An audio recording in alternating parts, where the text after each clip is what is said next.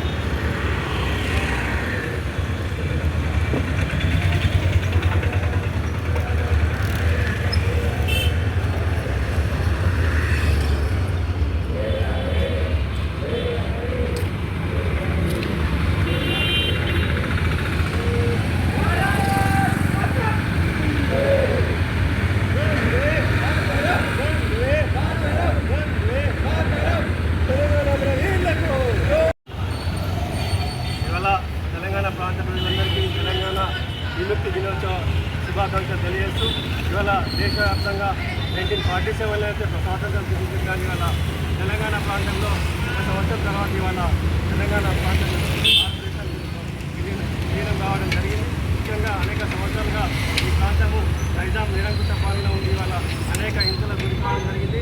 ఈ ప్రాంతంలో ఉన్న ప్రజల్లో హిందూ మహిళలు ఇవాళ నగ్నంగా బతుకమ్మ ఆడించిన హింస చేసినటువంటి చరిత్ర తెలంగాణ నైజాం రజాకారుల ఆగడాలకు వ్యతిరేకంగా అనేక పోరాటం జరిగి వాళ్ళ అనేక వేలాది మంది యువకులు ఇవాళ ప్రాణత్యాగం చేయడం జరిగింది.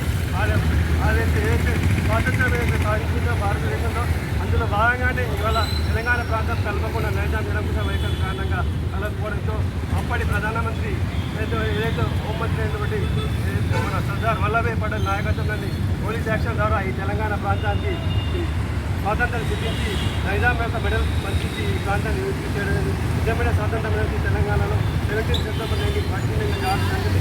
అయితే భారతదేశ బాగా జరిగిన ఇందుల గడ్డపైన కూడా అనేక మంది అమరవీరులే ఇవాళ దేశం కోసం తెలంగాణ ప్రాంతం కోసం జరుగుతూ ఇప్పటి వరకు స్వాతంత్రం సాధించి తెలంగాణ ప్రత్యేక రాష్ట్రం ఏర్పడినప్పటికీ ఇవాళ తెలంగాణ ప్రత్యేక రాష్ట్రంగా ఏర్పడిన అధికారికంగా నిర్వహించకపోవడం తీవ్రంగా తిరిగిస్తూ ఇప్పటికైనా తెలంగాణ యొక్క ప్రత్యేక రాష్ట్రం ఏర్పడిన సందర్భంగా 17 సెప్టెంబర్ అధికారికంగా స్వతంత్రంగా నిర్వహించాలని చెప్పి డిమాండ్ చేస్తాము.